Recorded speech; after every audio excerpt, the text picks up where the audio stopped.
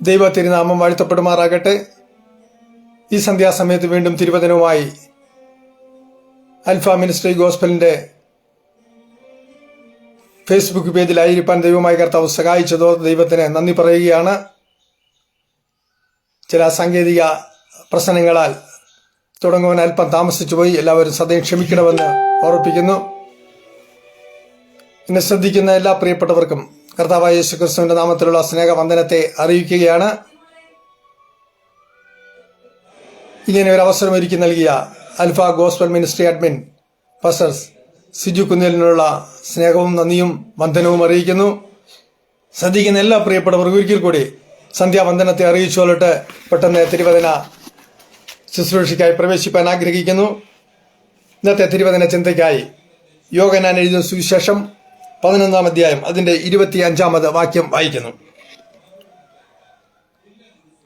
യേശുവോട്, ഞാൻ തന്നെ പുനരുത്ഥാനവും ജീവനുമാകുന്നു. എന്നിൽ വിശ്വസിക്കുന്നവൻ മരിച്ചാലും ജീവിക്കും. നമുക്ക് ഒരു മിനിറ്റ് പ്രാർത്ഥിക്കാം. ദൈവനാമത്തിന് സ്തോത്രം ചെയ്യുന്നു. സ്വർഗസ്ഥനായ ഞങ്ങളുടെ പിതാവേ, ഞങ്ങളങ്ങെ വാഴ്ത്തുന്നു, ഞങ്ങളങ്ങെ സ്തുതിക്കുന്നു. സന്ധ്യാസമയത്ത് അങ്ങ് നൽകി തന്ന നല്ല തിരുവചനത്തിനായി നന്ദിയോടെ ഞങ്ങളങ്ങെ വാഴ്ത്തുകയാണ് കർത്താവേ. ഈ തിരുവചനത്തിലൂടെ നല്ല ആത്മീയ മർമ്മങ്ങളെ ഞങ്ങൾക്ക് ലഭ്യമാക്കുമാറാകണമേ. ശുശ്രൂഷപ്പാനടിയനെ ബലപ്പെടുത്തണമേ. തിരുവചന കേൾവിയിൽ ആയിരിക്കുന്ന എല്ലാവരെയും ദൈവം അനുഗ്രഹിക്കുകയും ആശ്വസിപ്പിക്കുകയും ചെയ്യുമാറാകണമെന്ന് ഞങ്ങൾ അങ്ങോട്ട് പ്രാർത്ഥിക്കുന്നു. തിരുവചന ധ്യാനം ഞങ്ങളുടെ വ്യക്തിപരമായ ജീവിതത്തിന് അനുഗ്രഹവും വിടുതലുമാക്കി തീർക്കുമാറാകണമേ. അവിടെ ഞങ്ങളെ ഒരുമിച്ച് അനുഗ്രഹിക്കണമേ. സകലവും ഞങ്ങൾക്ക് വേണ്ടി ജീവൻ വെച്ചവനും അവിടുത്തെ ഓമന പുത്രനുമായ ക്രിസ്തു യേശുവിന്റെ നാമത്തിൽ അപേക്ഷിക്കുന്നവയെ കേൾക്കുമാറാകണമേ. ദൈവനാമത്തിന് നന്ദി നിറഞ്ഞ ഹൃദയത്തോടെ ഞാൻ സ്തോത്രം ചെയ്യുകയാണ്. കഴിഞ്ഞ 2024 നമ്മെ വിട്ട് കടന്നുപോയി. കഴിഞ്ഞ വർഷം ദൈവമായ കർത്താവിന്റെ കൃപകളും നന്മകളും ഒക്കെ അനുഭവിപ്പാൻ ദൈവമായ കർത്താവ് നമുക്ക് അവസരങ്ങൾ നൽകി. വീണ്ടും ഒരു പുതുവർഷം ദൈവമായ കർത്താവ് നമുക്ക് നൽകി തന്നിരിക്കുകയാണ്. പുതുവർഷത്തിൽ ദൈവത്തിന്റെ വലിയ നന്മകള്, ദൈവത്തിന്റെ വലിയ അനുഗ്രഹങ്ങൾ നമ്മുടെ ജീവിതത്തിൽ പ്രാപിച്ചെടുപ്പാൻ, ദൈവത്തിന് വേണ്ടി നാം പ്രയോജനപ്പെടുന്നവരായി തീരുവാൻ തക്കവണ്ണം ദൈവമായ കർത്താവ് നാം ബലപ്പെടുത്തേണ്ടതിന് നമുക്ക് ദൈവസന്നിധിയിൽ ആയിരിക്കാം. ഒരുമിച്ചുള്ള നമ്മുടെ ഈ തിരുവചന പാരായണം അല്ലെ തിരുവചന ധ്യാനം എല്ലാവർക്കും അനുഗ്രഹമായി തീരട്ടെ എന്ന് ഞാൻ പ്രാർത്ഥിക്കുകയാണ്. വ്യക്തിപരമായി എന്നെ ഓർത്ത് പ്രാർത്ഥിക്കുക. വിശേഷാൽ ഒരിക്കൽ കൂടി പാസ്റ്റർ സിജു കുന്നിലിനുള്ള സ്നേഹവും വന്ദനവും അറിയിച്ചുകൊണ്ട് അൽഫ ഗോസ്പൽ മിനിസ്ട്രിയുടെ എല്ലാ പ്രവർത്തനങ്ങളെയും അനുഗ്രഹിക്കട്ടെ എന്ന പ്രാർത്ഥനയോടെ തിരുവചനത്തിലേക്ക് കടക്കുന്നു. നമുക്ക് ഇവിടെ നൽകപ്പെട്ട തിരുവചന ഭാഗം വിശുദ്ധ യോഹന്നാൻ എഴുതിയ സുവിശേഷം 11-ാം അധ്യായം അതിന്റെ 25-ാമത് വാക്യമായിരുന്നു. നമുക്കേവർക്കും സുപരിചിതമായ ഒരു ചരിത്ര ഭാഗത്തിൽ നിന്നാണ് ആ വാക്യം ഞാൻ വായിക്കാൻ ഇടയായിത്തീർന്നത്. യോഹന്നാന്റെ സുവിശേഷത്തെക്കുറിച്ച് ഒത്തിരി വിവരിപ്പാനോ അല്ലെങ്കിൽ പുസ്തക അവതരണത്തിലേക്കൊന്നും കടക്കുവാൻ ആഗ്രഹിക്കുന്നില്ല. താമസിച്ചാണല്ലോ തുടങ്ങിയിരിക്കുന്നത്. എങ്കിലും മറ്റ് സുവിശേഷങ്ങളിൽ മത്തായി, മർക്കോസ്, ലൂക്കോസ് സുവിശേഷങ്ങൾ വ്യത്യസ്തമായി അതിലൊന്നും രേഖപ്പെടുത്താത്ത ചില സംഭവങ്ങളാണ് യോഹന്നാന്റെ സുവിശേഷത്തിൽ യോഹന്നാൻ ഇവിടെ രേഖപ്പെടുത്തിയിട്ടുള്ളത്. അങ്ങനെ മറ്റു സുവിശേഷങ്ങൾ രേഖപ്പെടുത്താത്ത ഒരു ചരിത്ര സംഭവത്തിൽ നിന്ന് നമുക്ക് ലഭ്യമായ തിരുവചനമാണ് ഇവിടെ വായിക്കപ്പെട്ടിട്ടുള്ളത്. കർത്താവായ യേശുക്രിസ്തു തന്റെ പരസ്യ ശുശ്രൂഷയിൽ ഏതു ശുശ്രൂഷകൾ ചെയ്യുന്നുവോ, ഏത് അത്ഭുതങ്ങൾ ചെയ്യുന്നുവോ അതിനൊക്കെ വ്യക്തമായ ഒരു മാനദണ്ഡം, വ്യക്തമായ ഒരു അർത്ഥം തന്റെ ആ പ്രവൃത്തിക്ക് പിന്നിലുണ്ടാകും. വലിയ മർമ്മം അതിന്റെ പിന്നിലുണ്ടാകും. ആ മർമ്മം നമ്മളെ ഗ്രഹിപ്പിക്കുവാനും നമ്മെ പഠിപ്പിക്കുവാനുമാണ് കർത്താവ് ഓരോ പ്രവൃത്തികളും ഓരോ ശുശ്രൂഷകളും ചെയ്തുകൊണ്ടിരുന്നത്. ഇവിടെ കർത്താവ് മരിച്ചുപോയ ലാസറിനെ ഉയർപ്പിക്കുകയാണ്. അതാണ് ഇവിടുത്തെ ചരിത്ര സംഭവം എന്ന് പറയുന്നത്. നമുക്കെല്ലാവർക്കും വളരെ സുപരിചിതമാണ്. ഇവിടെ കർത്താവ് പറഞ്ഞിട്ട് പറയുന്നു, ഞാൻ തന്നെ പുനരുത്ഥാനവും ജീവനുമാകുന്നു. അപ്പോൾ ഒരു പുനരുത്ഥാനം മനുഷ്യന് ഉണ്ട് എന്ന് നമ്മെ വ്യക്തമായി ഇവിടെ കർത്താവ് പഠിപ്പിക്കാനാണ് ഇവിടെ ഒരു പുനരുത്ഥാനത്തിന്റെ പ്രവൃത്തി ദൈവം വെളിപ്പെടുത്തി കൊടുക്കുന്നത്. കർത്താവ് യേശു ക്രിസ്തുവിന്റെ ചരിത്രഭാഗങ്ങളടങ്ങിയ സുവിശേഷ പുസ്തകങ്ങളെ നാം പഠിക്കുമ്പോൾ, മത്തായി, മർക്കോസ്, ലൂക്കോസ്, യോഹന്നാൻ സുവിശേഷങ്ങളൊക്കെ നാം പഠിക്കുമ്പോൾ കർത്താവിന്റെ പ്രവൃത്തികളെ നമുക്ക് മനസ്സിലാക്കുവാൻ സാധ്യമുണ്ട്. ഈ 4 പുസ്തകങ്ങൾ നാം ഒരുമിച്ച് പഠിക്കുമ്പോൾ മരിച്ചുപോയ 3 പേരെ കർത്താവ് ജീവൻ നൽകി കൊണ്ടുവന്നതായി നമുക്ക് കാണുവാൻ കഴിയുന്നുണ്ട്. നയീനിലെ വിധവയുടെ മകനെ ചുമന്നുകൊണ്ട്, മഞ്ചത്തിൽ കയറ്റി ചുമന്നുകൊണ്ട് മശാനത്തിലേക്ക് അല്ലെങ്കിൽ പട്ടണവാതിൽ കഴിഞ്ഞ് മശാനത്തിലേക്ക് കൊണ്ടുപോകുന്നു. അവനെ ദൈവം അവിടെ ഉയർപ്പിക്കുന്നതായി, അവനെ ജീവൻ കൊടുക്കുന്നതായി കാണുന്നു. പള്ളിപ്രമാണിയായി ഐറോസിന്റെ മകളും മരിച്ച് കട്ടിലിൽ കിടക്കുന്നു. കർത്താവ് അവിടെ ചെന്ന് അവൾക്ക് ജീവൻ നൽകുന്നു. മരിച്ച് കല്ലറയിൽ അടക്കപ്പെട്ട 4 ദിവസം കഴിഞ്ഞ് ലാസറിനെ കർത്താവ് ജീവൻ നൽകുന്നു. അങ്ങനെ വ്യത്യസ്തമായ അനുഭവങ്ങളിലും വ്യത്യസ്തമായ അവസ്ഥകളിലുമായി മരിച്ചായിരിക്കുന്ന വ്യക്തികൾക്കാണ് കർത്താവ് ജീവൻ തിരിച്ചു നൽകുന്നത്.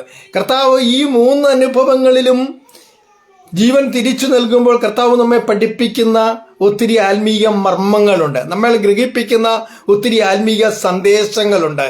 ഇവിടെ നയീനയുടെ വിധവയുടെ മകൻ, അവിടെ കർത്താവ് നയീൻ പട്ടണത്തേക്ക് അടുത്തു ചെല്ലുമ്പോഴാണ് നയീനിലെ പട്ടണത്തിനകത്തുനിന്നും പുറത്തേക്ക് ഒരുവനെ ചുമന്നുകൊണ്ടുവരിക, മഞ്ചത്തിൽ കയറ്റി അവനെ ചുമന്നുകൊണ്ടുവരികയാണ്. ഈ ചുമന്നുകൊണ്ടുവരുന്നത് നമ്മെ പഠിപ്പിക്കുന്ന ഒരർത്ഥമുണ്ട്, ഇവൻ മരിച്ചുപോയി, ഇനി ഇവനെ കുഴിച്ചിടുകയല്ലാതെ മറ്റു യാതൊരു നിർവാഹവുമില്ല, ഇവനെ കൊണ്ട് യാതൊരു പ്രവൃത്തിയും നടക്കുകയില്ല, അസ്തമിച്ചു കഴിഞ്ഞു, ഇനി ഇവനെ കൊണ്ട് യാതൊരു പ്രയോജനവുമില്ല എന്നൊക്കെ കാണിക്കുകയാണ്. ഇനി മനുഷ്യകരങ്ങളിലും മനുഷ്യപ്രവൃത്തികൾ കൊണ്ടും യാതൊരു സാധ്യതയില്ല എന്ന് അവിടുന്ന് വ്യക്തമായി കാണിക്കുന്നു. അങ്ങനെയാ അവനെ കുഴിച്ചിടുവാനായിട്ട് ഇവൻ മരിച്ചുപോയി എന്ന് നമ്മെല്ലാം മനസ്സിലാക്കത്തക്കവണ്ണം അവനെ വെളിയിലേക്ക് കൊണ്ടുപോകുമ്പോൾ കർത്താവ് അങ്ങോട്ട് ചെന്ന് അവളുടെ അവസ്ഥകളെക്കുറിച്ച് അവിടെ പറയുന്നുണ്ട്. താൻ വിധവയാണ്, മരിച്ചുപോയത് ഏകജാതനായ മകനാണ്. ഈ അവസ്ഥകളൊക്കെ കർത്താവ് കേട്ടിട്ട്, അവളെ കണ്ടിട്ട്, അവിടെ അടുത്ത് ചെന്നിട്ട് അവളെ കണ്ടിട്ട് കർത്താവ് മനസ്സലിഞ്ഞിട്ട് അവളോട് പറയുന്നു, കരയേണ്ട. എന്നെ കേൾക്കുന്ന ദൈവ പൈതലേ, നമ്മുടെയൊക്കെ അവസ്ഥകൾ നന്നായി അറിയുന്ന ഒരു കർത്താവാണ് നമ്മുടെ കർത്താവ്. നമ്മുടെ അനുഭവങ്ങളെയും നമ്മുടെ അവസ്ഥകളെയൊക്കെ നന്നായി ഗ്രഹിച്ചിട്ട് ആ അവസ്ഥയ്ക്കനുസരിച്ച്, അനുഭവത്തിനനുസരിച്ച് നമ്മുടെ അടുത്തു വന്ന് നമ്മുടെ പ്രശ്നങ്ങളെ മനസ്സിലാക്കി അവയ്ക്ക് പരിഹാരം നൽകുന്ന മഹോന്നതനായ ദൈവമാണ് നമ്മുടെ കർത്താവായ യേശുക്രിസ്തു എന്ന് പറയുന്നത്. യേശുക്രിസ്തു നോക്കൂ, ഇവിടെ അവിടുത്തെ ചെന്നിട്ട് മനസ്സലിഞ്ഞു. അവൾ വിധവയാണ്, അവൾക്കിനി ആശ്രയമായിരിക്കേണ്ട തൻ്റെ ഏകജാതനായ മകൻ ഈ ഭൂമിയിൽ നിന്ന് നഷ്ടപ്പെട്ടു പോകുമ്പോൾ തനിക്കിനി ആശ്രയിപ്പാൻ മറ്റാരുമില്ലെന്നുള്ള ദുഃഖം അവളെ മതിച്ചുകൊണ്ടിരിക്കുന്നുണ്ട്. അവളുടെ ദുഃഖം അവളെ ഏറെ വിവശതയിലാക്കി തീർക്കുന്നുണ്ട്. ഇതൊക്കെ കർത്താവ് കണ്ടിട്ട് കർത്താവിന് അവളോട് മനസ്സലിവ് തോന്നുക. എന്നെ കേൾക്കുന്ന ദൈവം, നമ്മുടെ കർത്താവ് നമ്മുടെ അനുഭവങ്ങളെ കണ്ട് മനസ്സലിയുന്ന ഒരു ദൈവമാണ്. നമ്മുടെ വിഷയങ്ങളെ കണ്ടു മനസ്സലിയുന്നൊരുവ. നീ ഏതവസ്ഥയിലായിരിക്കുന്നുവോ, ഏതനുഭവത്തിലായിരിക്കുന്നുവോ, ആ അവസ്ഥയ്ക്കനുസരിച്ച് നമ്മുടെ അടുത്തു വന്നിട്ട് നമ്മുടെ അവസ്ഥകളോടും നമ്മുടെ പ്രശ്നങ്ങളോടും ഒരുമപ്പെട്ട് അവയ്ക്ക് പരിഹാരം നൽകി നമ്മെ വിടുവിക്കുന്ന ഒരു ദൈവമാ നമ്മുടെ ദൈവം. നമ്മുടെ പ്രകൃതി അറിയുന്ന ദൈവമാ നമ്മുടെ ദൈവം. നമ്മുടെ പ്രകൃതി അറിഞ്ഞ പ്രകൃതിക്കനുസരിച്ച് നമുക്ക് വേണ്ടി വിടുതൽ നൽകുന്ന ഒരു ദൈവമാ നമ്മുടെ ദൈവം. ഇവിടെ ഈ വിധവയായ സ്ത്രീയുടെ അവസ്ഥകളെ കണ്ടിട്ട് കർത്താവ് അവളോട് മനസ്സലിഞ്ഞിട്ട് അവളോട് പറയുന്നു, കരയേണ്ട. എന്നെ കേൾക്കുന്ന ദൈവം, ഇതുപോലെ നമ്മുടെ ജീവിതത്തിലും വിവിധ വിഷയങ്ങളുടെ മുമ്പിൽ നാം ദുഃഖത്തോടായിരിക്കുമ്പോൾ, കണ്ണുനീരോടായിരിക്കുമ്പോൾ, വിഷമത്തിലായിരിക്കുമ്പോൾ, ഈ എൻ്റെ ജീവിതത്തിൽ എൻ്റെ വിഷയങ്ങൾക്ക് എങ്ങനെയൊരു പരിഹാരം കണ്ടെത്തുവാൻ കഴിയും, എൻ്റെ ഈ പ്രശ്നങ്ങൾക്ക് എങ്ങനെയൊരു വിടുതൽ ലഭിക്കാൻ കഴിയുമെന്ന് ആകുലപ്പെട്ടിരിക്കുന്ന നമ്മുടെ അടുത്തേക്ക് അവൻ്റെ ശബ്ദം കടന്നു വന്നിട്ട്, മകനെ നീ ഭയപ്പെടേണ്ട, മകനെ നീ കരയേണ്ട, നിന്റെ വിഷയങ്ങൾക്ക് വിടുതലുണ്ട്, നിന്റെ കാതിൽ ഓതി നൽകുന്ന ഒരു ദൈവമാ നമ്മുടെ ദൈവം. ഇവിടെ നോക്കുക, ആ വിധവയുടെ അടുക്കലേക്ക് ചെന്നിട്ട് പറയുന്നു, കരയേണ്ട. അവിടെ അവസ്ഥകളെ അറിഞ്ഞ് അവൾക്ക് വേണ്ടി പ്രവർത്തിക്കുന്ന ഒരു ദൈവം. അവളെക്കുറിച്ച് അവിടെ കൂടിയിരിക്കുന്ന എല്ലാവർക്കും പലതും പറവാനുണ്ടാവും. വിധവയാണ്, അവളുടെ ഭർത്താവ് മരിച്ചു, അത് അവളുടെ കയ്യിലിരിപ്പാണ്, അവിടെ പ്രവൃത്തിയാണ് എന്നൊക്കെ പറയേണ്ട. മകനും മരിച്ചു, ഏകാശ്രയമായിരിക്കുന്ന മകനും മരിച്ചുപോയി. അങ്ങനെ പല കാര്യങ്ങൾ പലതും അവളെക്കുറിച്ച് പലർക്കും പറയുവാനുണ്ടാകാം. അവളെ ആശ്വസിപ്പിക്കാൻ ഒത്തിരി പേര് കൂടെ ഉണ്ടാകാം. അവരുടെ ഒന്നും ആശ്വാസ വാക്കുകൾ അവരുടെ മനസ്സിനെ ആശ്വസിപ്പിക്കാൻ തക്കവണ്ണം ഉതകുന്നതല്ല. എന്നെ കേൾക്കുന്ന ഇതുപോലെ നമ്മുടെ ജീവിതത്തിലും വിവിധ പ്രയാസങ്ങളും വിവിധ പ്രതിസന്ധികളും പ്രതികൂലങ്ങളും ഒക്കെ കടന്നു വരുമ്പോൾ നമ്മുടെ ചുറ്റുപാട് നിന്നുകൊണ്ട് നമ്മളെ ക്രിട്ടിസൈസ് ചെയ്യുന്ന, നമ്മളെ വിമർശിക്കുന്ന, നമുക്ക് വേണ്ടി ആശ്വാസ വാക്കുകളൊക്കെ പറയുന്നവരുണ്ടാകാം. പക്ഷേ നമ്മുടെ പ്രശ്നങ്ങൾക്ക് മാന്യമായ ഒരു പരിഹാരം, നമ്മുടെ പ്രശ്നങ്ങൾക്ക് ശാശ്വതമായ ഒരു പരിഹാരം ലഭിക്കണമെന്നുണ്ടെങ്കിൽ എൻ്റെ കർത്താവിൻ്റെ കരം തൊട്ടെങ്കിൽ മാത്രമേ സാധ്യമായി തീരുള്ളൂ. നോക്കുക, ഇവിടെ ആശ്വസിപ്പിക്കുന്നവരൊക്കെ ഉണ്ടാകും. ബഹുപുരുഷാരമാണ് അവളോടൊപ്പം കടന്നു വരുന്നത്. അവർക്കൊക്കെ ഒത്തിരി ആശ്വാസ വാക്ക് പറയാം, ക്രിട്ടിസിസത്തിന്റെ വാക്കുകളൊക്കെ പറയുന്നുണ്ടാകാം. എന്നാൽ അവിടെ അവസ്ഥകളെ കണ്ട് അവിടെ അടുത്തു ചെന്നിട്ട് കർത്താവ് പറയുന്നു, മനസ്സലിഞ്ഞിട്ട് കരയേണ്ട. എന്നിട്ട് പറഞ്ഞിട്ട് കർത്താവ് പറഞ്ഞിട്ടങ്ങ് പോകുമല്ല, ആശ്വാസ വാക്ക് പറഞ്ഞിട്ട് എൻ്റെ കർത്താവ് അങ്ങ് കടന്നു പോകുകയല്ല. ദൈവത്തിന് നന്ദിയോടെ ഞാൻ സ്തോത്രം ചെയ്യുന്നു. കർത്താവ് അടുത്തു ചെന്ന മഞ്ചത്തെ തൊടുവാൻ ഇടയായി തീർന്നു. ഹല്ലേലൂയ. എന്നെ കേൾക്കുന്ന ദൈവവേദിയിലെ നിന്റെ വിഷയത്തെ അറിഞ്ഞ് അവയെ തൊട്ടു പരിഹാരം നൽകാൻ കഴിയുന്ന ഒരു ദൈവമാണ് നമ്മുടെ ദൈവം. നമ്മുടെ വിഷയം കണ്ടിട്ട്, നമ്മുടെ പ്രതിസന്ധി കണ്ടിട്ട്, നമ്മുടെ ജീവിതത്തിലെ പ്രയാസങ്ങളെ കണ്ടിട്ട്, നമ്മുടെ ജീവിതത്തിലെ ബുദ്ധിമുട്ടുകളെ കണ്ടിട്ട് അത് കണ്ടിട്ടങ്ങ് പോകുന്ന ഒരുവനല്ല നമ്മുടെ ദൈവം. നമ്മുടെ ദൈവമോ നമ്മുടെ പ്രശ്നങ്ങളുടെ മധ്യത്തിൽ നമ്മുടെ അടുക്കൽ വന്ന് നമ്മുടെ ബുദ്ധിമുട്ടുകളൊക്കെയും തന്റെ ധനത്തിനൊത്തവണ്ണം തീർത്തു നൽകുന്ന ഒരു ദൈവമാണ് നമ്മുടെ ദൈവം. അവൻ നമ്മുടെ അടുത്തു നിന്ന് നമ്മുടെ വിഷയത്തെ തൊട്ട് അവയ്ക്ക് പരിഹാരം നൽകും. മഞ്ചത്തെ തൊട്ടിട്ട് പറയുന്നു, ബാല്യക്കാരായി എഴുന്നേൽക്ക, ബാല്യക്കാരായി എഴുന്നേൽക്ക. ദൈവത്തിന് നന്ദിയോടെ ഞാൻ സ്തോത്രം. എന്നെ കേൾക്കുന്ന ഇതില് നിന്റെ ജീവിതത്തിൽ ഏത് പ്രയാസങ്ങളാകട്ടെ, ഏത് പ്രതികൂലങ്ങളാകട്ടെ, ഏത് പ്രതിസന്ധികളാകട്ടെ, അവയ്ക്ക് മധ്യത്തിൽ എന്റെ ദൈവം നിന്റെ അടുക്കലെത്തും. സ്തോത്രം. അവൻ വിഷയത്തിൽ എന്റെ കർത്താവ് തൊടും. തൊട്ടാൽ അവയ്ക്ക് വിടുതലുണ്ട്. കർത്താവിന്റെ വാക്ക് വരും. ഈ പ്രശ്നങ്ങൾ ഇവിടെ മാറിപ്പോകട്ടെ, ഈ പ്രശ്നങ്ങൾക്കൂടെ പരിഹാരമുണ്ടാകട്ടെ. കർത്താവിന്റെ വാക്കിന് മുമ്പിൽ നിന്റെ ജീവിതത്തിലെ എല്ലാ പ്രതികൂലങ്ങളെയും മാറ്റുവാൻ, നിന്റെ ജീവിതത്തിലെ എല്ലാ പ്രതിസന്ധികളെയും മാറ്റുവാൻ എന്റെ ദൈവത്തിന് കഴിയും. നീ വിശ്വസിക്കാൻ മാത്രം ചെയ്താൽ മതി. നോക്കുക, ചുമക്കുന്നവർ കർത്താവിന്റെ കരം മഞ്ചത്തിന്മേൽ തൊട്ടപ്പോൾ അവിടെ നിന്നു കൊടുപ്പാൻ ഇടയായി തീർന്നു. നിന്റെ വിഷയത്തിൽ, നിന്റെ ജീവിതത്തിൽ നീറുന്ന വിഷയമുണ്ടെങ്കിൽ എന്റെ ദൈവത്തിന്റെ മുമ്പിൽ നീ ഒന്ന് നിന്നു കൊടുത്താൽ മതി. നിന്റെ വിഷയത്തെ അവൻ തൊടുകയാണെങ്കിൽ അവയ്ക്ക് ശാശ്വതമായ ഒരു പരിഹാരമുണ്ടാകും. എന്നെ കേൾക്കുന്ന ദൈവത്തിലെ നാളുകളായി നീ പ്രാർത്ഥിച്ചിട്ടും, നാളുകളായി നീ ഇത് സന്നിധിയിൽ കണ്ണുനീരൊഴുക്കിയിട്ടും ഇതുവരെയും വിടുതൽ പ്രാപിക്കാതിരിക്കുന്ന വിഷയങ്ങൾ നിന്റെ മുമ്പിലുണ്ടെങ്കിൽ എന്റെ ദൈവമേ, എന്നെ കൊണ്ട് പരിഹരിക്കുവാൻ സാധ്യമല്ല, നിന്നെ കൊണ്ട് മാത്രമേ സാധ്യമാകൂ എന്ന് പറഞ്ഞുകൊണ്ട് മനുഷ്യകരങ്ങൾക്ക് ഇതിനൊരിക്കലും പ്രതിവിധി കാണുവാൻ കഴിയുകയില്ല എന്ന് നീ ദൈവസന്നിധിയിൽ നിന്ന് സമർപ്പിച്ചാൽ, നിന്റെ ബുദ്ധി കൊണ്ടോ നിന്റെ ധനമഹാത്മ്യം കൊണ്ടോ നിന്റെ കായിക ബലം കൊണ്ടൊന്നും നിന്റെ പ്രശ്നങ്ങൾക്ക് പരിഹാരം നൽകുവാൻ കഴിയുകയില്ല എന്ന് നീ ദൈവസന്നിധിയിൽ സമർപ്പിക്കുന്നുവെങ്കിൽ, ദൈവസന്നിധിയിൽ സമ്മതിക്കുന്നുവെങ്കിൽ, നാളുകളായി നീ പ്രാർത്ഥിച്ചിട്ടും പരിഹാരം വരാത്ത വിഷയത്തിലുണ്ടല്ലോ, എന്റെ ദൈവത്തിന്റെ പാദപീഠത്തിൽ ഒന്ന് ഇറക്കി വെക്ക്. എന്റെ ദൈവത്തിന് മാത്രമേ ഇത് പ്രവർത്തിപ്പാൻ കഴിയൂ എന്ന് സമ്മതിച്ചു കൊടുത്താൽ ആ വിഷയങ്ങൾക്ക് പരിഹാരമുണ്ട്. എന്നെ കേൾക്കുന്ന ദൈവത്തില് നമ്മുടെ ജീവിതത്തിലെ എല്ലാ വിഷയങ്ങൾക്കും പരിഹാരം നൽകുവാൻ കഴിയുന്ന ഒരു ദൈവമാണ് നമ്മുടെ ദൈവം. നമ്മുടെ അവസ്ഥകളെ എറിഞ്ഞ്, അനുഭവങ്ങളെ എറിഞ്ഞ്, അനുഭവത്തിനൊത്തവണ്ണം നമുക്ക് വേണ്ടി പ്രവർത്തിക്കുന്ന ഒരു ദൈവം. നോക്കുക, ആ സ്ത്രീയുടെ കണ്ണുനീര് കണ്ട്, അവരുടെ ദുഃഖഭാവങ്ങളെ കണ്ട്, ആ വിധവയുടെ ദുഃഖ അനുഭവത്തെ കണ്ട് കർത്താവ് മനസ്സലിഞ്ഞ് അവിടെ വിഷയങ്ങൾക്ക് വിടുതൽ കൊടുക്കുവാൻ പോകണം. നോക്കുക, അവിടെ മഞ്ചം ചുമന്നുകൊണ്ട് വെളിയിലേക്ക് വരും. അവർ തീർത്തു പറയുന്നു, ഇവൾ മരിച്ചു പോയിരിക്കുന്നു. ഇനി മനുഷ്യകരങ്ങൾക്ക് യാതൊരു പ്രസക്തിയുമില്ല, മനുഷ്യകരങ്ങൾ കൊണ്ട് ഇതിന് യാതൊരു വിടുതലും സംഭവിക്കില്ല. അങ്ങനെ മനുഷ്യകരങ്ങൾക്ക് വിടുതൽ സംഭവിക്കുകയില്ല എന്ന് മനുഷ്യൻ സമ്മതിച്ചു കൊടുക്കുന്ന ഇടത്ത് എന്റെ ദൈവത്തിന്റെ വലിയ പ്രവൃത്തി വെളിപ്പെട്ടു വരുന്നത്. എന്നെ കേൾക്കുന്നവര്, നാം പല വിഷയങ്ങൾക്കും നമ്മുടെ ചിന്തകൾ കൊണ്ടും നമ്മുടെ ധനം കൊണ്ടും നമ്മുടെ ആൾബലം കൊണ്ടൊക്കെ പരിഹാരം കാണുവാൻ നോക്കുമ്പോൾ അവയ്ക്കൊന്നും പരിഹാരം ലഭിപ്പാൻ സാധ്യമായി തീരുകയില്ല. എന്റെ യേശുവിന്റെ പാദപീഠത്തെങ്കിലും ഒന്ന് സമർപ്പിപ്പാൻ തയ്യാറായ തീർന്നാൽ അവിടെയാ നിന്റെ വിഷയങ്ങൾക്ക് വിടുതൽ ഉണ്ടാകുന്നത്. ദൈവത്തിന് നന്ദി നിറഞ്ഞ ഹൃദയത്തോട് സ്തോത്രം. വീണ്ടും കാണുന്നു, യായിറോസിന്റെ ഭവനത്തിൽ കർത്താവിന്റെ ഒരു ജീവൻ തിരിച്ചു കൊടുക്കല്. അത് കട്ടിലിൽ കിടക്കുക. ഇവിടെ മഞ്ചം ചുമന്നുകൊണ്ട് കടന്നു വരും, മശാനത്തിലേക്ക് വരുന്നു. എന്നാൽ ഇത് കട്ടിലിൽ കിടക്കുന്നു. കട്ടിൽ മരിക്കുന്നതിന് മുമ്പ് തന്നെ യായിറോസ് കർത്താവിന്റെ കാൽക്കൽ വീണിട്ട് പറയുന്നു, കർത്താവേ, എന്റെ ഏകമകൾ, എന്റെ കുഞ്ഞുമകൾ മരിക്കാറായിരിക്കുന്നു. നീ എന്റെ ഭവനത്തിലേക്ക് വന്ന് അവളുടെ മേലൊന്ന് കൈവയ്ക്കണം. വളരെ താല്പര്യത്തോടെ, വളരെ ആഗ്രഹത്തോടെ താണ് വീണ് കർത്താവിനെ വീണ് നമസ്കരിച്ചിട്ട് അവൻ അപേക്ഷിക്കുക. കർത്താവിന്റെ സന്നിധിയിൽ അവനെ തന്നെ ഒന്ന് സമർപ്പിച്ചുകൊണ്ട് തന്നെ വിഷയത്തിന്മേൽ അവിടെ വെക്കുകയാണ്. ദൈവനാമത്തിന് നന്ദി നിറഞ്ഞ ഹൃദയത്തോടെ സ്തോത്രം. എന്നെ കേൾക്കുന്ന ദൈവത്തില് നമ്മുടെ വിഷയങ്ങളുമായി ദൈവത്തിന്റെ പാദപീഠത്തെങ്കിൽ സമർപ്പിപ്പാൻ, ദൈവത്തിന്റെ പാദപീഠത്തിൽ നമ്മെ തന്നെ താഴ്ത്തി സമർപ്പിപ്പാൻ തയ്യാറായി തീർന്നാൽ എന്റെ ദൈവത്തിന്റെ വിടുതൽ ആ വിഷയങ്ങൾക്കുണ്ടാകും. പക്ഷെ അല്പം താമസമുണ്ടായി എന്ന് വരികിലും നീ പിറുപിറുക്കരുത്. ഇവിടെ നോക്കുക, യായിറോസ് വിഷയമായി ചെല്ലുമ്പോൾ അതിനേക്കാൾ വലിയ വിഷയം അതിന്റെ താഴോട്ടുള്ള ഭാഗങ്ങൾ നിന്ന് വായിക്കുമ്പോൾ നമുക്ക് മനസ്സിലാകുന്നു. രക്തസ്രവക്കാരിയായ സ്ത്രീ വരുന്നു. അങ്ങനെ അവിടെ സമയം പോകുന്നു. വീണ്ടും രക്തസ്രവക്കാരിയ സ്ത്രീ അവിടെ വിശ്വാസത്താൽ ദൈവശക്തിയിൽ നിന്നുള്ള വിടുതൽ പ്രാപിച്ചു മടങ്ങി അവൾ പോകുന്നു. അതിനുശേഷം കർത്താവ് യായിറോസുമൊത്ത് ഭവനത്തിലേക്ക് പോകുകയാണ്.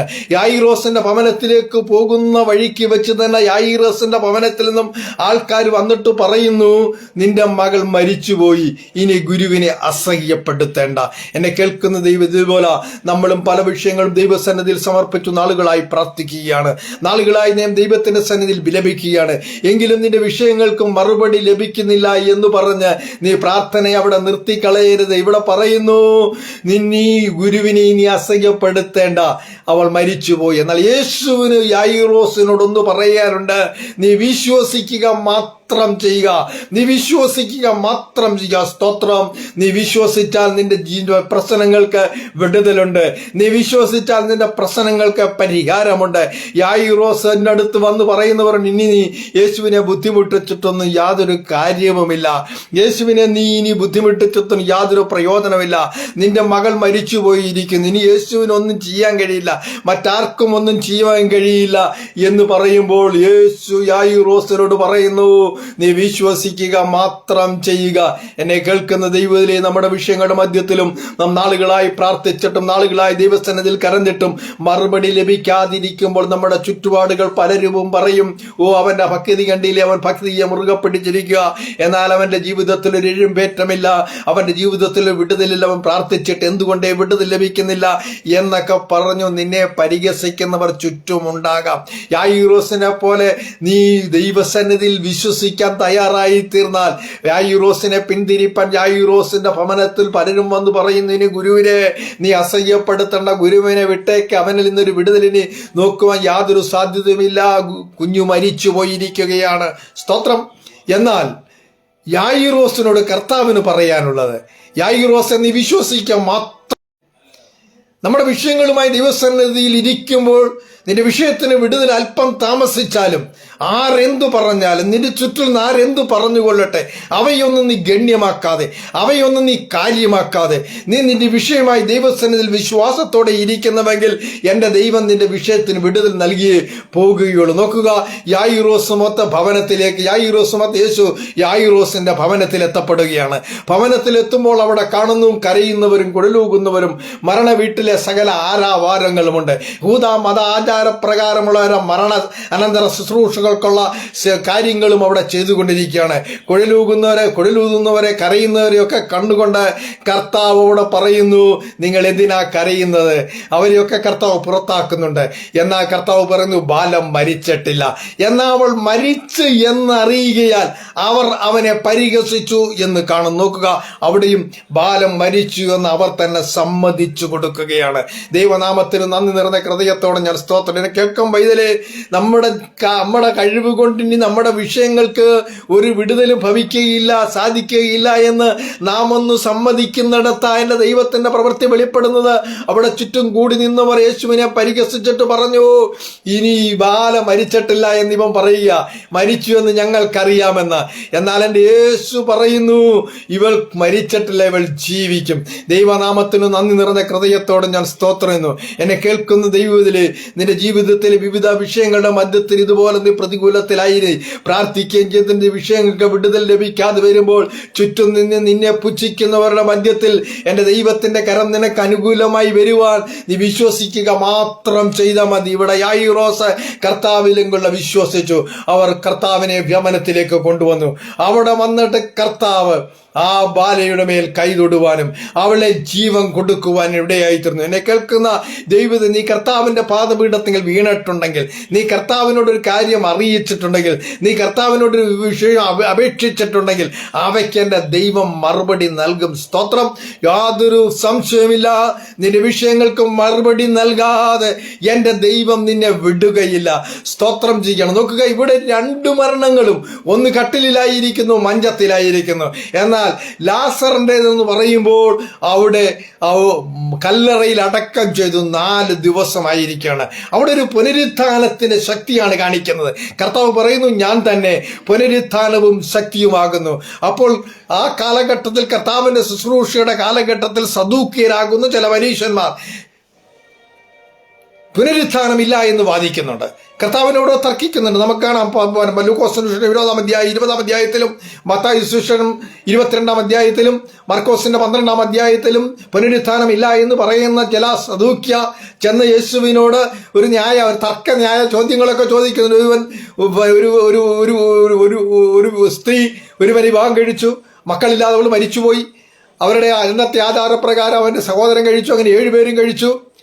ഇവർ 7 പേരും മരിച്ചുപോയി, മക്കളില്ല. ഇവൾ പുനരുത്ഥാനത്തിൽ ആരുടെ ഭർത്താവായിരിക്കുമെന്ന് യേശുവിനെ വാക്കിനാൽ കൊടുക്കുവാൻ അവിടെ ശ്രമിക്കുന്ന, പുനരുത്ഥാനമില്ല എന്ന് വാദിക്കുന്ന അക്കാലത്തെ സദൂക്യരുടെ മുമ്പിൽ ഒരു പുനരുത്ഥാനമുണ്ട് എന്ന് എൻ്റെ യേശു വ്യക്തമാക്കേണ്ടതിനാൽ ലാസറിനെ കല്ലറയ്ക്കൽ ചെന്ന് യേശു പുനരുത്ഥാനത്തിലൂടെ ഉയർപ്പിപ്പാനിടയായി തീർന്നത്. ലാസറിന്റെ മരണത്തെക്കുറിച്ച് കർത്താവിന് നേരത്തെ അറിയാമായിരുന്നു.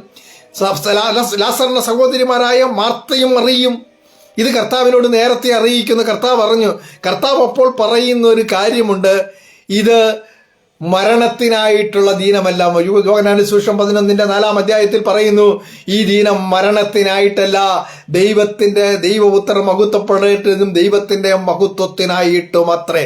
എന്നെ കേൾക്കുന്നത്, നിന്റെ ജീവിതത്തിൽ ഒരു പ്രയാസം വരുന്നെങ്കിൽ, നിന്റെ ജീവിതത്തിൽ ഒരു വേദനാജനകമായ അനുഭവങ്ങൾ വരുന്നെങ്കിൽ, നിന്റെ ജീവിതത്തിൽ കഷ്ടസമ്പൂർണമായ ചില വിഷയങ്ങൾ വരുന്നെങ്കിൽ, അതിന്റെ പിന്നിൽ എൻ്റെ ദൈവത്തിന് വ്യക്തമായ ചില പദ്ധതികളുണ്ട്. ഇവിടെ ലാസറിനെ മരിക്കുകയും ലാസറിനെ ദീനമാകുകയും മരിക്കുകയൊക്കെ ചെയ്തതിന്റെ പിന്നിൽ എൻ്റെ ദൈവത്തിന് വ്യക്തമായ ചില പദ്ധതികളുണ്ട്. ഞാൻ പറഞ്ഞല്ലോ, കർത്താവ് ഒരു പ്രവൃത്തി ചെയ്യുമ്പോൾ, കർത്താവ് ഒരു സന്ദേശം നമുക്ക് നൽകുമ്പോൾ, കർത്താവ് ഒരു വിടുതൽ കൽപ്പിക്കുമ്പോൾ അതിൻ്റെ മുൻപിൽ മാർമികമായി ആത്മീയമായി നമുക്ക് പഠിക്കുവാൻ, നമുക്ക് ഗ്രഹിപ്പാൻ കഴിയുന്ന ഒത്തിരി ചിന്തകൾ അത് കർത്താവ് വെച്ചിട്ടാണ് പോകുന്നത്. ഇവിടെ ലാസർ കർത്താവിന് ഏറ്റവും പ്രിയപ്പെട്ടവനാ. ആ ഭവനവുമായി കർത്താവിന് അടുത്ത ബന്ധമുണ്ട്. കർത്താവിനെ ശുശ്രൂഷിക്കുന്ന ഭവനം, കർത്താവിന് ആഹാരം കൊടുക്കുന്ന ഭവനം, കർത്താവുമായി ഏറ്റവും അടുപ്പത്തിലുള്ള ഒരു ഭവനം. അവിടെ ഇവനെ കണ്ട് മരിച്ചു പോകുന്നവർ തന്നെ പറഞ്ഞു, നോക്ക് ഇവനോട് എത്ര പ്രിയമായി. കർത്താവ് അവിടെ ചെന്ന് കരയുന്ന കണ്ടിട്ട് ചുറ്റുപാടുമുള്ളവർ പറയുന്നു, ഇവനോട് എത്ര പ്രിയമുണ്ടായിരുന്നു നോക്കുക.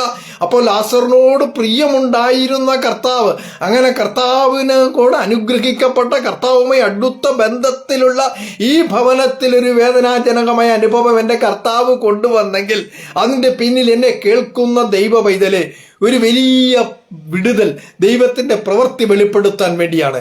എന്നെ കേൾക്കുന്ന നീ ദൈവത്തിന് വേണ്ടി പണിപ്പെടുകയും ദൈവത്തിന് വേണ്ടി അധ്വാനിക്കുകയും ദൈവത്തിന് വേണ്ടി ചിലവിടുകയൊക്കെ ചെയ്തിട്ടും നിന്റെ ജീവിതത്തിൽ ചില വേദനാജനകമായ അനുഭവങ്ങൾ വന്നു ഭവിക്കുന്നുവെങ്കിൽ, വേദനാജനകമായ ചില പ്രശ്നങ്ങൾ നിന്റെ ജീവിതത്തിലേക്ക് വരുന്നു എങ്കിൽ നീ ഓർത്തുകൊള്ളുക, നിന്നിലൂടെ ദേശത്തു ദൈവത്തിന്റെ നാമം മഹത്വം എടുക്കേണ്ടതിന് ചിലത് ദൈവത്തിന് ചെയ്യുവാനാ.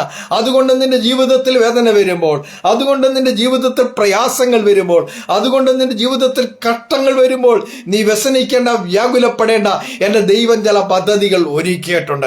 ദൈവനാമത്തിന് നന്ദി നിറഞ്ഞ ഹൃദയത്തോടെ സ്തോത്രം ചെയ്യുന്നു.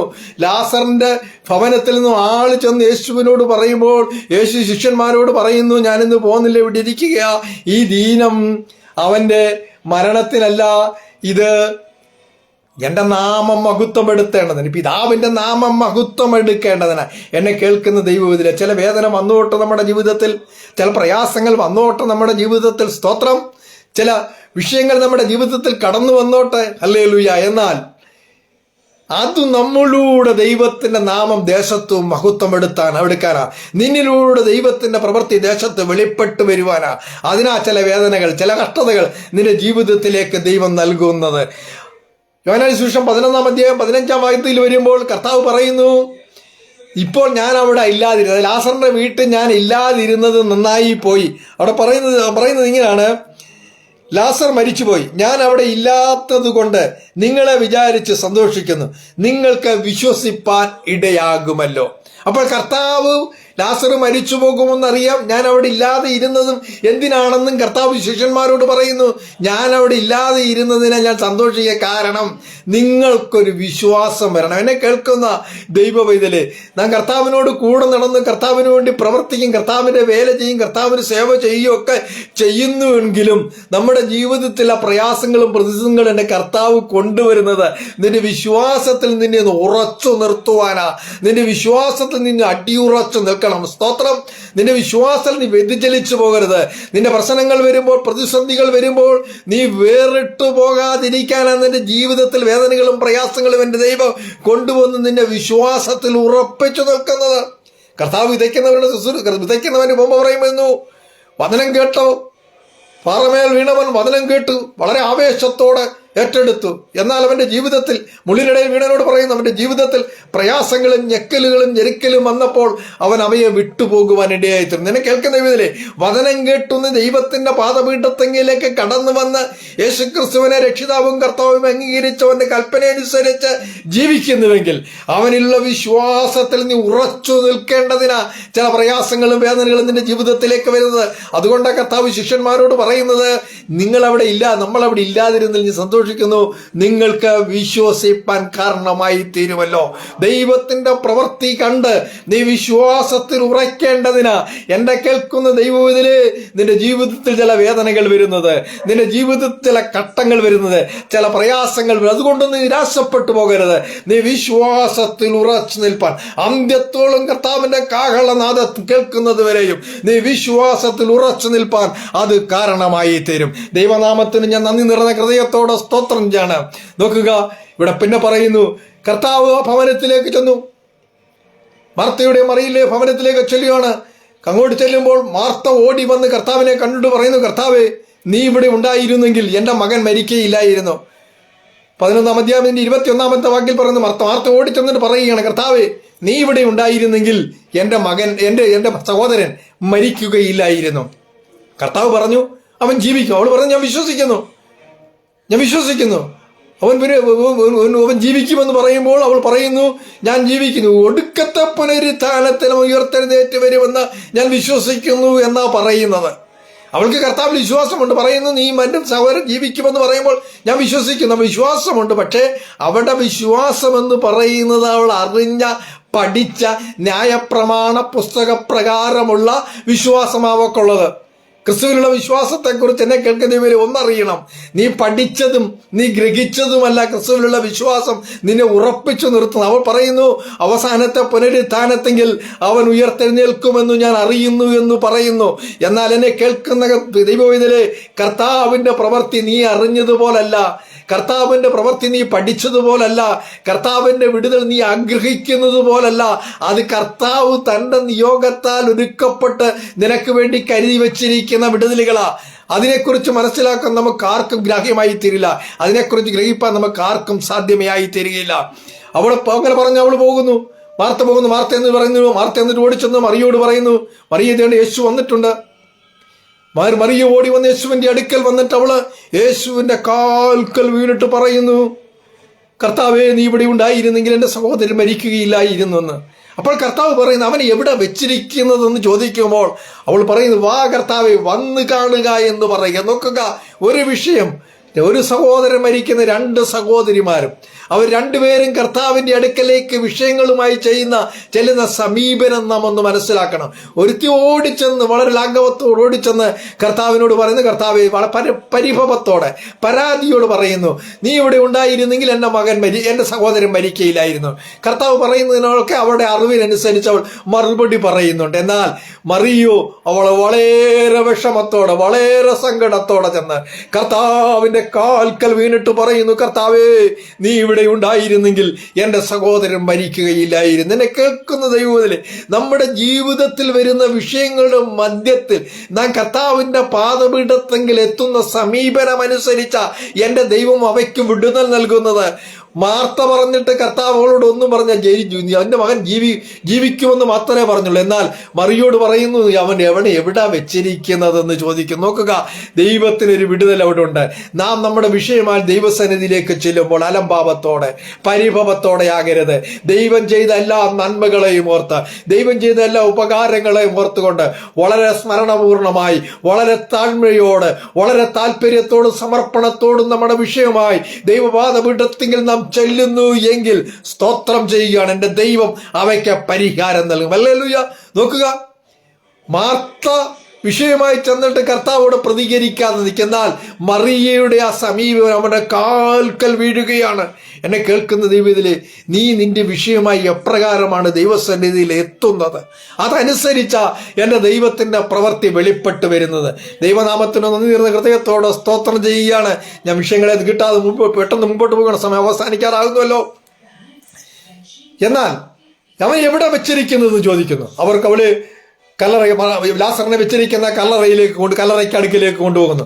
കല്ലറയ്ക്ക് എടുത്തുനിന്ന് കല്ലറ തുറക്കാൻ തുറക്കുമ്പോൾ മാർത്തയ്ക്ക് പറയാനുണ്ട്, കർത്താവേ, 4 ദിവസമായി വെച്ചിരിക്കുന്നു, നാറ്റം വെച്ചിരിക്കുന്നു എന്ന്. അവൾ അവിടെ അറിവിനനുസരിച്ചും അവിടെ വിഷയത്തിനോടുള്ള കർത്താവിനുള്ള സമീപനം അനുസരിച്ചും അവൾ പറയും. എന്നാൽ കർത്താവിന് അവളോടൊന്ന് പറയാനുണ്ട്, വിശ്വസിച്ചാൽ നീ ദൈവത്തിന്റെ മഹത്വം കാണും. എന്നെ കേൾക്കും ദൈവത്തിലെ, നാളുകളായി നീ പ്രാർത്ഥിച്ചിട്ടും ഇതുവരെയും വിടുതൽ പ്രാപിക്കാതെ, നാളുകളായി നീ ദൈവസന്നിധിയിൽ സമർപ്പിച്ചിട്ടും ഇതുവരെയും വിടുതൽ പ്രാപിക്കാതിരിക്കുന്ന വിഷയങ്ങൾ നമ്മുടെയൊക്കെ ജീവിതത്തിലുണ്ട്, നമ്മുടെ ജീവിതത്തിൽ ഉണ്ടാകാം. എന്നാൽ ഒന്നോർത്തു, ആ വിഷയങ്ങൾക്കൊക്കെ എൻ്റെ ദൈവം മറുപടി നൽകാൻ ശക്തനാ. പക്ഷെ നീ വിഷയം അവതരിപ്പിക്കേണ്ട ആ രീതിയിൽ എൻ്റെ കർത്താവിന്റെ മുമ്പിൽ അത് സമർപ്പിക്കണം. നീ എങ്ങനെ സമർപ്പണം ബോധത്തോടെ അതെന്നെ കർത്താവിന്റെ പാദപീഠത്തെങ്കിലും ഒന്ന് വെക്കണം. അവിടെ ആ കർത്താവിന്റെ പ്രവൃത്തി വെളിപ്പെടുന്നത്. നിന്റെ ബുദ്ധിയിൽ ഉരുത്തിരിഞ്ഞു വരുന്ന ഒത്തിരി അഭിപ്രായങ്ങൾ ഉണ്ടാകാം. നമ്മുടെയൊക്കെ ബുദ്ധിമണ്ഡലത്തിൽ ഉണ്ടായി വരുന്ന അഭിപ്രായങ്ങൾ, നാം അറിഞ്ഞ അറിവിന്റെയൊക്കെ പശ്ചാത്തലത്തിൽ നാം പലതും പറയും. എന്നാൽ എൻ്റെ കർത്താവിന് വേണ്ടത് നിന്റെ അറിവിന്റെ വർത്തമാനമല്ല, അവനോടുള്ള നിന്റെ കൂറും അവനിലുള്ള നിന്റെ സമർപ്പണവുമാണ് എൻ്റെ കർത്താവിന് ആവശ്യം. ആ സമർപ്പണം അനുസരിച്ച ഹല്ലേലൂയ എൻ്റെ കർത്താവ് പ്രവർത്തിക്കുന്നു. നോക്കുക, വിശ്വസിച്ചാൽ നീ ദൈവത്തിന്റെ മഹത്വം കാണുമെന്ന് പറഞ്ഞിട്ട് ലാസറിനോട് പറഞ്ഞു, ലാസറേ, നീ പുറത്തു വരിക. നോക്കുക, മരിച്ചു മണ്ണടിഞ്ഞ ആ ലാസർ, നാറ്റം വെച്ച് ജീർണിച്ച ലാസർ ഇതാ പുനരുത്ഥാനം ചെയ്തു വരുന്നു. ഇതാണ് പറയുന്നത്, മരിച്ച സദൂക്യരെ കാണിക്കുവാൻ, മരിച്ചവരുടെ ഇടയിൽ നിന്നൊരു പുനരുത്ഥാനമുണ്ട് എന്ന് കാണിക്കുവാൻ. അതാണ് കർത്താവ് പറയുന്നത്, ഞാൻ തന്നെ പുനരുത്ഥാനവും ജീവനുമാകുന്നു, എന്നിൽ വിശ്വസിക്കുന്നവൻ മരിച്ചാലും ജീവിക്കുമെന്ന് പറയുന്നു. ദൈവനാമത്തിന് ഹൃദയത്തോടെ ഞാൻ സ്തോത്രയാണ്. ഹല്ലേലൂയ. ഫിലിപ്പിയ ലേഖനത്തിൽ പൗലോസ് പറയുന്നു, മരിച്ചവരുടെ ഇടയിൽ നിന്നൊരു പുനരുത്ഥാനം പ്രാപിക്കണമെന്ന് വെച്ച് എനിക്ക് ലാഭമായിരിക്കുന്നതൊക്കെയും ചവറ എന്ന് എണ്ണുന്നു. നോക്കുക, പൗലോസ് പറയുകയാണ്, വിശ്വസിക്കുന്നവർക്ക് ഫിലിപ്പിയ ലേഖനം 3:9 മുതൽ 10-11 വാക്യങ്ങൾ വായിക്കുമ്പോൾ, വിശ്വസിക്കുന്നവർക്ക് ദൈവം കൊടുക്കുന്ന നീതി ലഭിച്ചിട്ട് അവനിലിരിക്കേണ്ടതിനും അവന്റെ മരണത്തോട് അനുരൂപപ്പെട്ടിട്ട് അവന്റെ പുനരുത്ഥാനത്തിന് ശക്തിയെയും അവന്റെ കഷ്ടാനുഭവങ്ങളുടെ കൂട്ടായ്മയും അവന്റെ മരണാടക്ക പുനരുത്ഥാനത്തുള്ള കൂട്ടായ്മയൊക്കെ ആചരിച്ച് ഇങ്ങനെ വല്ല വിധേനയും മരിച്ചവരുടെ ഇടയിൽ നിന്ന് ഒരു പുനരുത്ഥാനം പ്രാപിക്കണമെന്ന് വെച്ച് ഞാൻ സകലതും ചവറന്നെണ്ണുന്നു. പൗലോസിന് ചവറന്നെണ്ണുവാൻ ഒത്തിരിയുണ്ട്. തനിക്ക് ലാഭകരമായിരുന്നെല്ലാം ഛേദമെന്ന് എണ്ണുകയാണ്. തന്റെ കുടുംബ മഹിമ പറയുവാൻ ഒത്തിരിയുണ്ട്. നോക്കുക, എബ്രായൻ ബെന്യാമിൻ ഗോത്രക്കാരൻ 8-ാം നാളിൽ പരിച്ഛേദനയേറ്റവൻ. അവന്റെ ഫിസിക്കലായി, അവന്റെ ഭവനപരമായി, കുടുംബപരമായി ഒത്തിരി ശ്രേഷ്ഠതകൾ അവനുണ്ട്. എന്നാൽ അവൻ പ്രാപിച്ചൊരു ദർശനമുണ്ട്, ഒരു പുനരുത്ഥാനത്തിന്റെ ദർശനം. എനിക്കൊരു പുനരുത്ഥാനമുണ്ട് എന്നുള്ള അറിവ് അവന്റെ അകത്തു വന്നപ്പോൾ അവനവന് ലാഭമായിരുന്ന കുടുംബ ശ്രേഷ്ഠതകളെല്ലാം ഛേദമെന്നെണ്ണുവാൻ ഇടയായി തീർന്നു. നോക്കുക, അവൻ ഇസ്രായേൽ പൗരത്വമുള്ളവനും റോമ പൗരത്വമുള്ളവനും അവയൊക്കെയും അവൻ ഛേദമെന്നെണ്ണുക. തനിക്ക് ലാഭമായിരുന്നതൊക്കെ, തനിക്ക് പ്രശംസിപ്പാൻ ഉണ്ടായിരുന്നതൊക്കെ താൻ ഛേദമെന്നുണ്ണുകയാണ്. താൻ പ്രാപിച്ചൊരു ദർശനമുണ്ടിനെ കേൾക്കുന്ന പ്രിയപ്പെട്ടവരെ, മരിച്ചവരുടെ ഇടയിൽ നിന്നൊരു പുനരുത്ഥാനം. അതാ പൗലോസ് പ്രാപിച്ച പൗലോസ് കണ്ട വെളിപ്പാട്, പൗലോസ് ഏറ്റെടുത്ത വെളിപ്പാടല്ല. ആ വെളിപ്പാട് തന്റെ ജീവിതത്തിൽ കടന്നു വന്നപ്പോൾ അതിന്റെ മർമ്മന്തം മനസ്സിലാക്കിയപ്പോൾ ജീവിതത്തിൽ തനിക്കുണ്ടായിരുന്ന സകല ലാഭത്തെയും താൻ ഛേദമെന്നെണ്ണിക്കൊണ്ട് കർത്താവിന് വേണ്ടി പ്രവർത്തിപ്പാൻ ഇടയായിത്തീർന്നു. എന്നെ കേൾക്കുന്ന ദൈവവിധത്തില് നാം കർത്താവിലൂടെ നേടേണ്ടത് പുനരുത്ഥാനത്തെയാണ്. നാം കർത്താവിലൂടെ നേടേണ്ടത് ഈ ലോകത്തിലെ ധനമോ, ഈ ലോകത്തിലെ പ്രശസ്തിയോ, ഈ ലോകത്തിലെ പ്രസിദ്ധിയോ, ഈ ലോകത്തിലെ ധനമോ ഒന്നുമല്ല. കർത്താവിലൂടെ നാം നേടേണ്ടത് വല്ല വിധേനയും മരിച്ചവരുടെ ഇടയിൽ നിന്നൊരു പുനരുത്ഥാനം. അതാണ് പൗലോസ് പറയുന്നത്, അവനെയും അവന്റെ കഷ്ടാനുഭവങ്ങളുടെ കൂട്ടായ്മയും അവനെയും അനുഭവിച്ചറിയണം. അവന്റെ കഷ്ടാനുഭവങ്ങളുടെ കൂട്ടായ്മയും അനുഭവിച്ചറിയണം. അവന്റെ പുനരുത്ഥാനത്തിന്റെ ശക്തിയെയും എനിക്ക് അനുഭവിച്ചറിയണം. ഇങ്ങനെ വല്ല വിധേനയും മരിച്ചവരുടെ ഇടയിൽ നിന്ന് ഒരു പുനരുത്ഥാനം പ്രാപിക്കും. പ്രാപിക്കണമെന്നാണ് എൻ്റെ ആഗ്രഹം. എന്നെ കേൾക്കുന്ന ദൈവമേ, യേശുവിനെ രക്ഷിതാവും കർത്താവും അംഗീകരിച്ച കർത്താവിന്റെ പിന്നാലെ ഇറങ്ങി പുറപ്പെട്ട ദൈവ പൈതലേ, എന്നെ കേൾക്കുന്ന കർത്തൃ ശുശ്രൂഷമാരെ, നമ്മുടെ ജീവിതത്തിലെ ഏക ലക്ഷ്യം അതായിരിക്കണം. ഈ ലോകത്തിൽ നമുക്ക് പലതും ആവശ്യമുണ്ടാവാം, ഈ ലോകത്തിൽ നമുക്ക് പലതും വേണ്ടി വന്നേക്കാം.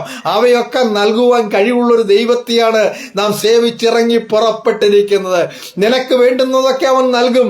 എല്ലാവർക്കും വേണ്ടെന്ന് നൽകുവാൻ എൻ്റെ ദൈവത്തിന് കഴിയും. കർത്താവ് തന്നെ പറയുന്നു, അവൻ നിങ്ങളുടെ ആവശ്യങ്ങൾ അറിഞ്ഞ് നിങ്ങളെ സഹായിക്കുന്ന ദൈവം. എന്നാൽ നമുക്ക് ഈ ലോകത്തിലെ ധനമല്ല, ഈ ലോകത്തിലെ പ്രസിദ്ധിയല്ല, ഈ ലോകത്തിലെ പ്രശസ്തി ഒന്നുമല്ല നമുക്ക് വേണ്ടത് മരിച്ചവരുടെ ഇടയിൽ നിന്നും ഒരു പുനരുത്ഥാനം. കർത്താവ് താൻ ഗംഭീരനാദത്തോട് വാനമേഘങ്ങളിൽ എത്തപ്പെടുമ്പോൾ മരിച്ചവർ അക്ഷയ ഉയർക്കപ്പെടും, ജീവിച്ചിരിക്കുന്ന രൂപാന്തരം പ്രാപിപ്പാൻ ഇടയായി.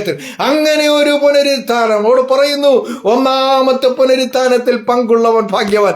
എന്നെ കേൾക്കുന്ന ദൈവത്തില് നമ്മുടെ പുനരുത്ഥാനം നഷ്ടപ്പെട്ടു പോകാൻ ഇടവരുത്തരുതേ, നമ്മുടെ പുനരുത്ഥാനം നഷ്ടപ്പെട്ടു പോകാൻ ഇടവരുത്തരുതേ. ഈ ലോകത്തിൽ നമുക്കൊന്നും നേടിയില്ലെങ്കിലും, ഈ ലോകത്തിൽ നമ്മൾ ഒന്നും സമ്പാദിച്ചില്ലെങ്കിലും, ഈ ലോകത്തിൽ വ്യക്തിപരമായ ഒരു പ്രസിദ്ധിയോ പ്രശസ്തിയോ ഒന്നും നമുക്ക് കിട്ടിയിട്ടില്ലെങ്കിൽ, കർത്താവിന് വേണ്ടി ഒത്തിരി അധ്വാനിച്ചിട്ടും നാം ഒത്തിരി കഷ്ടതയിലായി പോയിരിക്കാം. എന്നാലും പൗലോസ് പറയുന്നു, ഫിലിപ്പിയിലെ പൗലോസ് കാരാഗ്രഹത്തിൽ കിടന്നുകൊണ്ട് പറയുന്നു, ഞാൻ ഒത്തിരി പ്രയാസത്തിലും കഷ്ടത്തിലും എങ്കിലും ഞാൻ സകലത്തിലും സമൃദ്ധിയുള്ളവനായിരിക്കുക. ഞാൻ എന്താ സമൃദ്ധിയിലായിരിക്കുന്നത് അറിയാമോ? എനിക്കൊരു ദർശനമുണ്ട്, എനിക്ക് കർത്താവ് കാണിച്ചു തന്ന ഒരു ദർശനമുണ്ട്. അതാണ് നിത്യത. അത് പ്രാപിക്കുന്നതാണ് എനിക്ക് കാമ്യം. അത് പ്രാപിക്കാൻ ഞാൻ എന്ത് കഷ്ടവും എന്ത് പ്രയാസവും സഹിക്കാൻ തയ്യാറാണ്. എൻ്റെ കഷ്ടതയിലും ഞാൻ സമൃദ്ധിയുള്ളവനായി തീർന്നിരിക്കും. എന്നെ കേൾക്കുന്ന ദൈവവിധില് കാലം അതിന്റെ അന്ത്യത്തിലേക്ക് അടുത്തു വന്നിരിക്കുകയാണ്. കർത്താവിന്റെ വരവ് മധ്യാകാശത്തിൽ എത്തപ്പെടുവാൻ പോകുകയാണ്.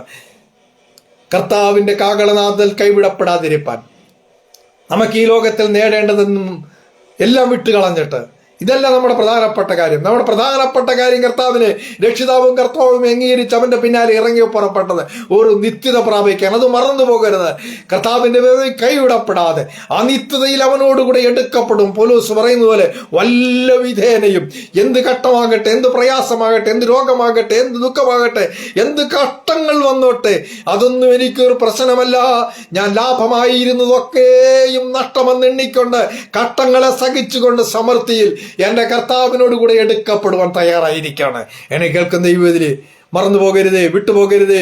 വിശുദ്ധ ജീവിതം നയിച്ചുകൊണ്ട് ദൈവ വചനത്തിന് വിധേയപ്പെട്ടുകൊണ്ട് ജീവിതത്തിൽ പ്രയാസങ്ങൾ വന്നാലും, ജീവിതത്തിൽ കഷ്ടങ്ങൾ വന്നാലും, ജീവിതത്തിൽ വേദനകൾ വന്നാലും ദൈവം നിന്നെ കുറിച്ച് എന്താഗ്രഹിക്കുന്നുവോ അതിനനുസരിച്ച് ദൈവസന്നിധിയിൽ വിധേയപ്പെട്ടുകൊണ്ട് പ്രശ്നങ്ങളെ ഒന്നും നാം അത് വലുതായി കാണാതെ, പ്രശ്നങ്ങൾ മുമ്പിൽ പതറിപ്പോകാതെ, പ്രതിസന്ധികൾ മുമ്പിൽ പതറിപ്പോകാതെ ദൈവത്തിന് വേണ്ടി നിലനിന്നുകൊണ്ട് ദൈവം നമുക്ക് ഒരുക്കിയിരിക്കുന്ന മഹത്കരമായ ആ നിത്യത പ്രാപിപ്പാൻ ദൈവമായ കർത്താവ് നമ്മെ സഹായിക്കട്ടെ. അതിനുവേണ്ടി നാം ഒരുക്കമുള്ളവരായി തീർന്ന്, വേണ്ടി സജ്ഞരായി തീരുവാൻ നമ്മളെ തന്നെ ഒരുക്കിക്കൊണ്ട് ഈ കാലഘട്ടത്തിൽ ദൈവത്തിന് പ്രയോജനമുള്ളവരായി, നമ്മളിലൂടെ ദൈവനാമ മഹത്വം എടുപ്പത്തക്കവണ്ണം ഉതകുന്നവരായി തീരുവാൻ ദൈവം നമ്മെ സജ്ജമാകട്ടെ. അതിനായി നാം തന്നെ ദൈവസഭയിൽ സമർപ്പിതരായി തീരാം എന്ന് പറഞ്ഞുകൊണ്ട് ഞാൻ എൻ്റെ വാക്കുകളിൽ നിന്ന് വിരമിക്കുകയാണ്. എല്ലാവർക്കും ഒരിക്കൽ കൂടി നന്ദിയെ അറിയിച്ചുകൊണ്ട് എൻ്റെ വാക്കുകളെ ഉപസംഹരിക്കുന്നു.